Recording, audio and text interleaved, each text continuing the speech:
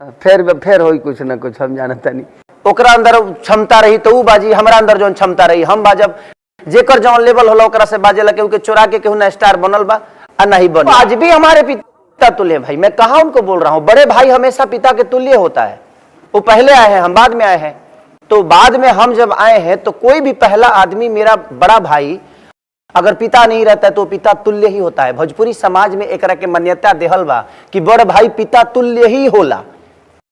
हम खाली खोदी ले एनर्जी में आवे खातिर ताकि अगला एनर्जी में आ जाओ। इसलिए सूतो तो मत आदमी काम पर ध्यान दे। विवाद से केहू बड़ा ना बने, बस होला का जे हाँ केहू सवाल कैल हम कुछ बोल देनी ओकरे में केहू ओकरा में मजा लेवे लागल तो ठीक बा। हाँ, जब आदमी के दाढ़ी उड़ी पाक जाला तो आदमी हो जाला।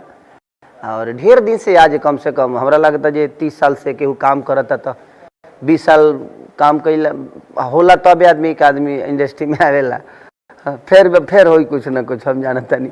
लेकिन मस्ती है यार ओकरा के। देखिए ए दुनिया में सबके बोले के हक बा, हम कुछ बोलनी वो अगला हमरे के कुछ बोलस, तो ये सब चीज तो चलत रहेला जीवन में। देखिए खाली संगीते मायने ना रखेला। अगर आप रउआ इंजॉय करे वाला करावे वाला आदमी बनी तो हर लेवल पे इंजॉय दुनिया के देवे के चाहिए।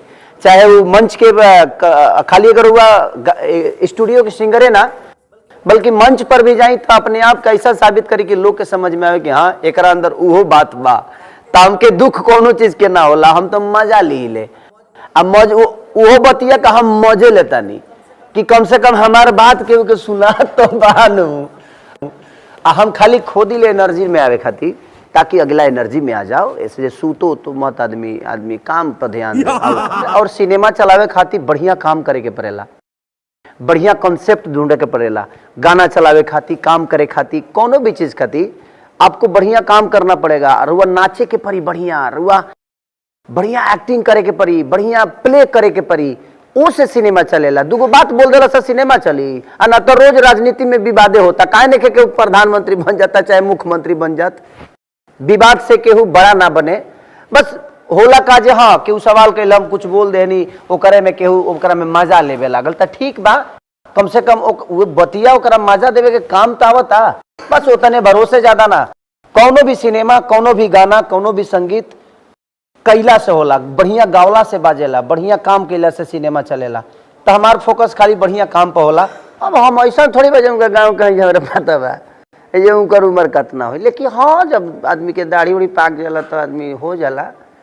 और ढेर दिन से आज कम से कम हमरा लगता जे 30 साल से केहू काम करता तो 20 साल काम कैला होला तब आदमी एक आदमी इंडस्ट्री में आवेला।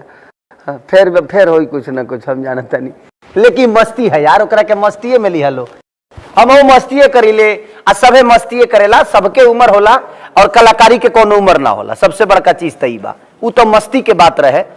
कलाकार के कोनो उम्र ना होला। कलाकार जितना बेहतर आज देखल जाओ तो भाई बच्चन साहब तो पुरानिये बानी, लेकिन आजो हीरो के काम करता नहीं। तो ऐसा नहीं कि वो मस्ती के बात रहे, मस्ती तक सीमित रहे। ऐसा नहीं कि हम केहू के टारगेट करके बोल रहे नहीं, वो मस्ती मजाक के बात रहे। जेंगरुआ हमारे से सवाल करता नहीं ओइंगा हमहू जवाब मस्ती में दे दे कि ना ठीक बा कि तनी हंसी मस्ती हो जाओ और ओकरा के केहू सीरियस ले ले तब हम का कर सकता नहीं। ऐसा नहीं कि कलाकार के कोनो उम्र ना होला, संगीत के कोनो दायरा ना होला, कोनो उम्र ना होला। जे जितना बढ़िया गावत चल जाई, जे जितना बढ़िया वर्क करत चल जाई। आज जैसे उदाहरण ना बतौनी है कि बच्चन साहब आज भी हीरो हैं तो है और हीरो बनने का कोई उम्र नहीं होता। और हीरो जब तक बेहतर आप काम करिएगा तब तक दुनिया के नजर में आप टूटल कहाँ बा। कलाकार के रिश्ता टूटेला, थोड़ा सा अनबन होला, अपना मेहरारू से झगड़ा होला तो ओकरा से मनावल ना जाला। जीवन में हर वो रिश्ता टूटता नहीं है और वो कोनो रिश्ता केहू से न टूटल बा न जुड़ल बा। बात चीज के होला तो अपना परिवार में ही आदमी 10 दिन 20 दिन के उससे ना बोलेला। और कलाकार से झगड़ा करके ना केहू चलौले बा जीवन ना चला पाई। हम ना हमरा बिना उ अधूरा बाड़ी, ना उनकरा बिना हम अधूरा बानी। उकरो अपन लेवल पर अच्छा काम करतरी, हमहू करतनी, तो सब लोग करेला हमहू करतनी। जहिया बढ़िया चीज बा, कोनो बढ़िया प्रोजेक्ट आ जाई तो आदमी बेहतर होकर अच्छा से काम करी। ऐसा कोनो थोड़ी बजे केहू हमार दुश्मन बा, हम केहू के दुश्मन ना बनाइले। ऐसे जो हमारा खाली दोस्त बनावे आवेला। हमारा पता बा जे दोस्त होई तो जीवन में जितना दोस्त होई उतने रुआ तरक्की हुई। दुश्मन कितना पाले बा, जब रुआ आगे बढ़े जब तो दुश्मन तो पैदा होइए जाई है। तो दुश्मन रुआ पैदा करे के ना पड़ी, जितना रुआ आगे बढ़ब उतना ही बड़ा बड़ा दुश्मन रुआ मिली है।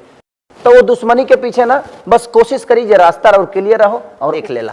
तो जिंदगी में जब सच्चा आप बनिएगा तो विवाद में आप रहिएगा, और विवाद रउरा से होई जुड़ जाई, रउरा सच्चाई बोल दे तो विवाद जुड़िए जाई। तो ओकरा खातिर ना घबराए के चाहिए। जहां तक गाना चोरी के बात बता, इतना दिन से अगर हम गाने चोरी करके गए नहीं तो जे नइखे चोराव तू काहे नहीं हिट हो जात भाई। जिंदगी में केहू के संगीत चोरावे वाला चीज है, संगीत पर केहू के मोहर मारल बा जे केहू चोरा के गा दियो करे के ना, संभव नहीं खे।